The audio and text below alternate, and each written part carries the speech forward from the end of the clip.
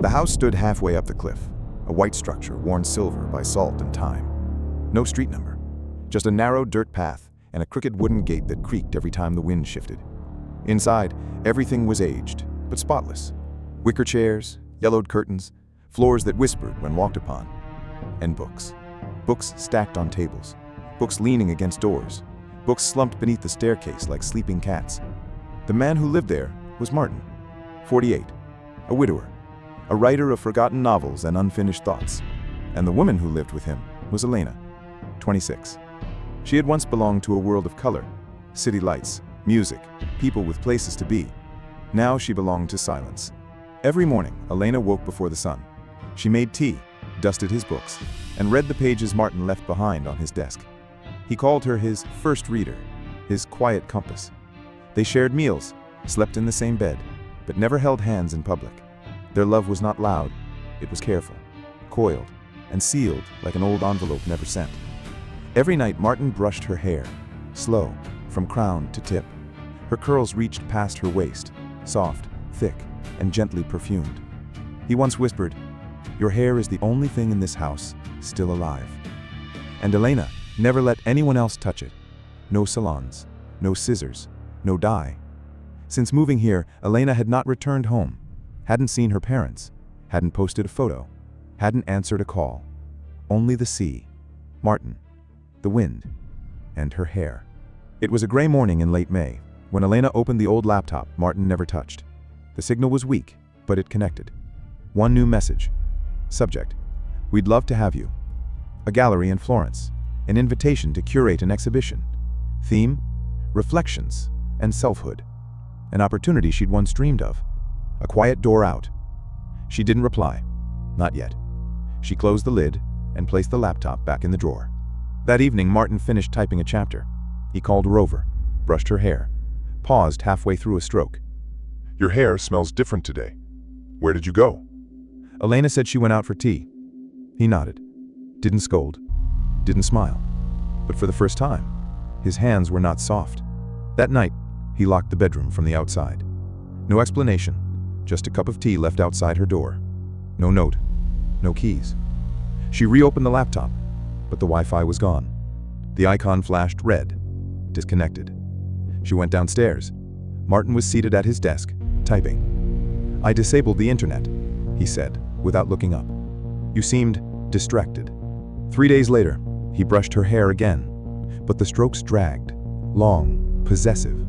He didn't look at her hair, he looked at her reflection in the mirror. "I don't want to lose this. I don't want your hair leaving this house." That was when she understood. It wasn't about Florence, or her career, or even love. Martin wasn't afraid of losing her. He was afraid of losing control. 11 days in, the wind grew stronger. Rain streaked the single attic window like thin, frantic fingers. Martin arrived late that evening, his usual tray in hand. But something else rested on the linen beside the tea. A black case, small, matte, latch undone. He placed it on the table without a word, then opened it. Inside, a pair of clippers. Old, steel chipped at the edge, still humming. He set them down beside the teacup, then looked at her. "I think it's time I keep what's mine." He didn't move closer, didn't raise his voice. He simply stood there, calm, collected, clippers still buzzing on the tray. "If you're thinking of leaving, I'll just keep the part of you that never should have left me." It wasn't a tantrum. It wasn't rage. It was possession, spoken softly, like a lullaby with blades in it. Later that night, Elena searched the attic. A drawer under the writing desk, still dusty from Martin's early days. Inside, a small notebook, faded handwriting. His wife's, maybe. One page near the end. He said my hair was the only part of me still beautiful. He shaved it off 3 times before I stopped crying. She closed the book, looked at the clippers. They were silent now, but still charged. Martin hadn't wanted her. He wanted what she carried, what he could take. He brought the chair at sunrise, placed it at the center of the attic, without a word. Elena sat, not by choice, but by understanding. Martin tied her wrists with soft cloth, not cruelly, just enough. Then he opened the black case, removed the clippers, and turned them on. He started at the nape of her neck. The first pass was slow, deliberate. A lock of brown hair drifted to the floor. Then another. Then another. Elena gasped. Her shoulders tensed. Tears ran before she could stop them. The clippers moved with rhythm, buzzing up the curve of her scalp, dropping pieces of herself with each stroke. She couldn't scream. There was no one to hear. Martin spoke softly as he worked. Your hair has slept beside me. It's listened to me right. It knows me better than anyone. He wiped her head with a damp cloth, like cleaning a relic. Then he turned the mirror and made her look. A bald head, red eyes, salt-streaked cheeks, and no sound. Only breathing. 1 week later, he did it again. Then again, and again. Even when no hair had grown. Even when she said nothing. Even when she didn't blink. Martin called it keeping clean. Keeping you mine, he once whispered. And Elena, she stopped counting the days, stopped crying, stopped looking in the mirror. On the third time, something changed. She opened her eyes, didn't flinch, didn't beg. She watched, not herself, but him. She traced the movement of his hands, the way he looped the key on his belt, the weight in his step when he walked away. Her silence wasn't surrender, it was strategy. She wasn't broken, she was preparing. Time softened at the edges, days blurred into patterns, rituals, silence, buzzing. Martin brought meals at the same hour, combed her scalp once a day, never said sorry, never said stop. And Elena? She no longer responded. Sometimes she stood at the window, counting boats, or clouds, or moments where she still remembered her own name. But mostly, she sat in front of the mirror, not brushing, not speaking, just staring, like waiting for a version of herself to return. She began writing in the dust, with her finger, one word, then two, then a date, then nothing. Each morning, the floor was wiped clean, by him. He replaced the mirror once, when the old one cracked. The new one was larger, wider, harder to ignore. He told her it was so she could see how peaceful she looked now. And she did look peaceful. Still. Empty. There was a moment, somewhere between the second and third week, where her voice tried to return. She opened her mouth, and nothing came out. No pain, no fear, just air, as if language had expired. She didn't belong to herself anymore, not entirely, and not yet to him. She was somewhere in between, a silence with skin. That night, for the first time, Elena didn't look in the mirror. She looked at the door and listened. It wasn't sudden. There was no jolt, no burst of anger, no scream into the walls. The awakening came quietly, like steam on a mirror, revealing something that was always there. That morning, Martin forgot to take the key from his belt. He left it swinging at his hip, casual, careless. She didn't react, didn't even glance at it, but she remembered the sound, the way it bounced once, then twice, against his chair. The next day, a boy on the bluff flew a drone over the cliffs, for fun, for boredom, for no reason at all. As it passed the house, the drone camera caught something strange, a mirror high in the attic window, flashing once, then again, then 3 times. A code. SOS. Martin never noticed. He brought up dinner like always, wiped crumbs from her lap, whispered something about how peaceful she looked lately. And as he turned to leave, Elena didn't move. She just blinked once. But behind her eyes, something had returned. Not hope, not yet, but attention. SOS. It hovered for less than a minute, a small black drone, zigzagging over the coastline, then pausing above the cliffside house. Its lens panned lazily, then froze.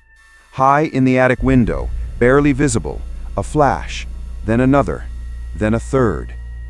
SOS. The boy who flew it was no more than 13. He didn't understand what he'd seen, not fully, but he paused the footage, zoomed in. A girl, shaved head, eyes locked with the camera, unblinking, and in her hand, pressed to the glass, a folded napkin with 4 words scrawled in pencil. I am not safe. He told his brother, who told their neighbor, who 2 hours later stood outside the gate at the base of the cliff. No answer, no sign of life, just the steady rhythm of waves and the faint glint of glass high above. A mirror, still angled, still waiting. That night Martin brought her soup, a folded towel, and a new dress. "It's almost time for you to come downstairs again. I think we're ready." He smiled. Elena said nothing, but behind her, beneath the bed frame, inside the old typewriter box, she'd already hidden the folded napkin, the pencil, the cracked mirror shard. Not weapons, not yet, but signs of something rising. Martin didn't hear the knock.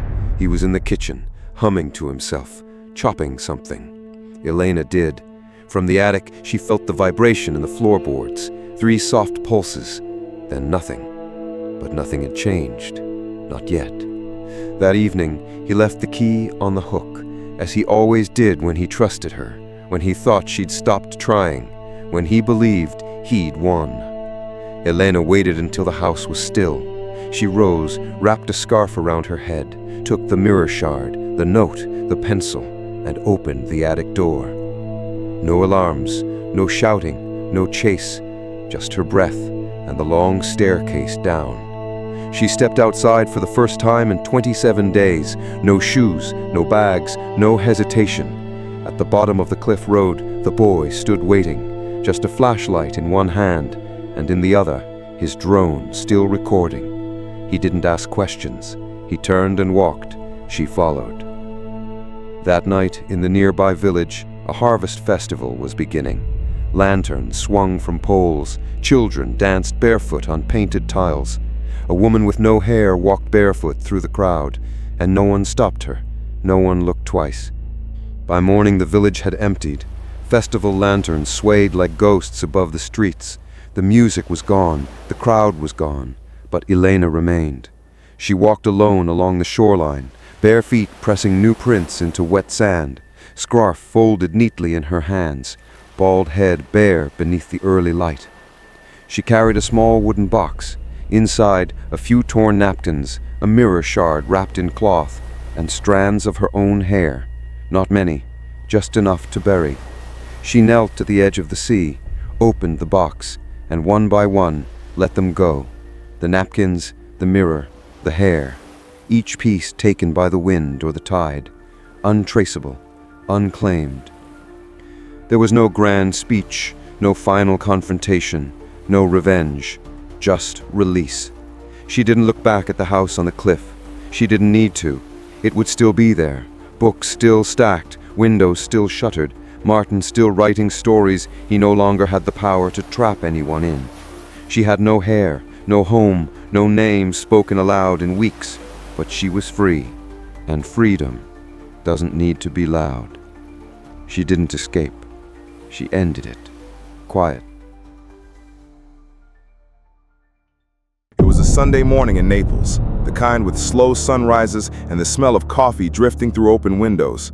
Streets were quiet but alive, the faint echoes of footsteps, market vendors humming old songs, a Vespa zipping past narrow corners. In a small, ochre-colored home tucked behind Via San Biagio, the Bianchi family stirred. There were 3 of them. Clara, the mother, 44, graceful in the way that grief never quite let go of her. Her golden hair rested gently on her shoulders, streaked with silver. Her face bore lines, not of age, but of quiet endurance. Sophia, her daughter, 27, tall, artistic, constantly barefoot indoors. Her jet-black hair flowed like silk down to her waist, always tied with a red ribbon her father once gave her. Her eyes, alert and defiant, seemed to record everything, as if every moment could become a photograph. And then Matteo, 16, the youngest. His chestnut curls matched his father's, full and stubborn. His curiosity could fill a library, but today, it would meet something darker. At 9:42 a.m., a heavy envelope slid beneath their door. The envelope was cream-colored, unmarked, sealed with blood-red wax. Etched into the seal, 3 curved blades, interlocked in a circle. They gathered around it. Clara opened it slowly. Her hands trembled. As she read, color drained from her face. Sophia took it from her, her fingers brushing her mother's, then began to read aloud. Summons for symbolic repayment of private debt. All surviving cohabitants are required to fulfill the clause. Full cranial shaving. Deadline 48 hours. Failure to comply will result in asset forfeiture. They froze. No names, no contact, just instructions. The room seemed to shrink. The late morning light no longer felt warm. They sat at the dining table, the letter between them. Clara stared at the grain of the wood, remembering when Alessandro, her husband, had carved their initials there with a paring knife. That was 10 years ago. The house had felt whole then. Now, something was missing, something unraveling. The silence broke when Clara finally spoke. She told them everything. About how months before he died, Alessandro had quietly borrowed money, not from a bank. They had refused him. From someone else, a private lender, one who offered money with unconventional terms. The restaurant was collapsing. He was desperate. He believed he could repay it before things turned worse. But worse came faster than expected. There had been a clause, something symbolic. If he failed to pay and died before resolution, his family would fulfill the act of repentance. It wasn't jail. It wasn't violence. It was submission. Hair. Shaved clean. A public gesture of shame. Sophia couldn't speak. Her fingers tightened around the ribbon in her hair. Matteo rose from his chair. "We should call the police," he said. His voice was the only steady thing in the room. The next morning, a man stood at their doorstep. Tall, gray suit, leather shoes. He wore a neutral smile, the kind honed in years of corporate conversations. His ID badge read, Inspector Salvi. He stepped inside without being asked. They sat once more at the table, this time with him across. He explained everything. Yes, the letter was real. No, it wasn't a criminal act. Yes, it was filed through a private financial registry, and no, the police couldn't intervene. What had once been strange was now legal. Their father had signed it. A clause was a clause, and in Italy's legal gray zones, symbolism could become binding. Salvi opened a black folder and laid out their options. Comply and close the matter, or face asset seizure, account freezes, auction listings, and prolonged litigation. Matteo wanted to protest, but Clara, exhausted, simply asked, "And if we fight this?" Salvi didn't flinch. "Then you lose more than your home." He stood, nodded politely, and disappeared, just like that. At 1:03 p.m. the next day, a red envelope arrived. Sophia found it first. Her name wasn't on it, only Clara's. The handwriting was sharp, almost surgical. Inside, one line stood out. Today, 1500 hours, same location. Funds have been removed. The restaurant is listed. Delay will trigger further action. No police. Clara checked the bank account. Empty. The family savings, gone. Sophia searched online. The restaurant, La Trattoria del Duca, was now flagged for auction. Their life was vanishing, silently, efficiently. There was no time left. Clara stood up, her voice low, almost inaudible. We go. They followed the address. It led them to the outskirts of town, where streets narrowed into silence. There it was, a forgotten shopfront. No name, just a fading sign that read, Salon. Inside, it was sterile, too clean, too controlled. 2 old barber chairs sat in the center, red leather, faded but intact. Behind the counter stood a bald man, roughly 60. He didn't smile. He didn't blink much. He handed them a document titled Procedure, Symbolic Debt Fulfillment. Shave to 0. No communication with technician. Payment already received. They signed. No one spoke. Clara went first. The red cape wrapped her in a deep red cape. Her golden hair shimmered under the harsh light. She closed her eyes. The first pass of the clippers whispered across her scalp. Strands fell. Silver and gold mingled on the floor. She trembled, lips parting to protest, but no sound came. By the end, her scalp was raw, red in patches. The dignity she had worn like perfume was gone. Next, Sophia. The ribbon came off. Her long black hair, once a curtain of confidence, unraveled in seconds. Tears streaked down her cheeks, but she kept her chin up. Finally, Matteo. He sat without protest. The gray cape snapped tight. When the clippers touched his crown, he flinched, not from pain, but from humiliation. He didn't cry. He didn't speak. When it was done, he looked at the barber and whispered, "You've been paid." They returned home. Something was wrong. The lock had been changed. Clara tried again. The key turned uselessly. From inside, a voice echoed, a woman's voice. "This is no longer your property. Please leave." They backed away, stunned.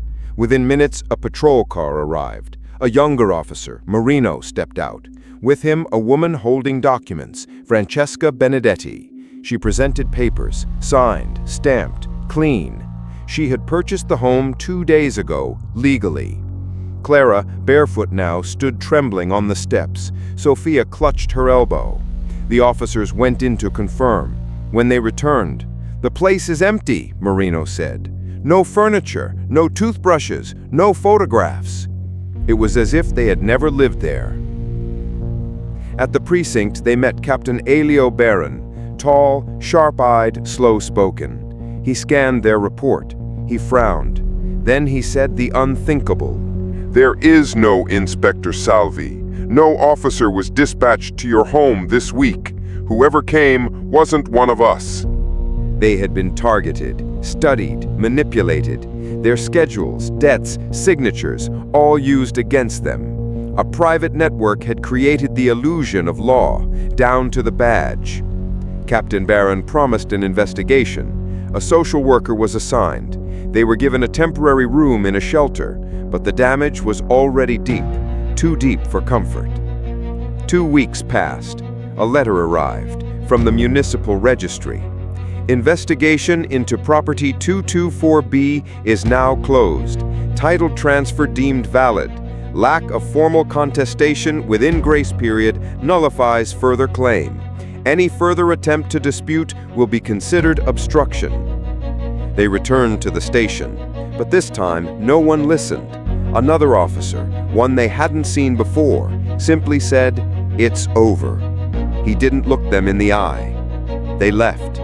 That night, Clara wept for the first time, not because of the house, not even because of the hair, but because of the silence. On the rocky shoreline just outside Naples, the three of them sat, their heads bare, their backs straight, their faces calm. Sophia held her camera. She didn't take a photo. Matteo skipped a stone into the water. Clara watched the horizon. She placed a hand on each of her children's shoulders. They said nothing, but in that silence, something new began. They had lost their home, their savings, their hair, their trust, but not each other, and not their memory of what justice should feel like.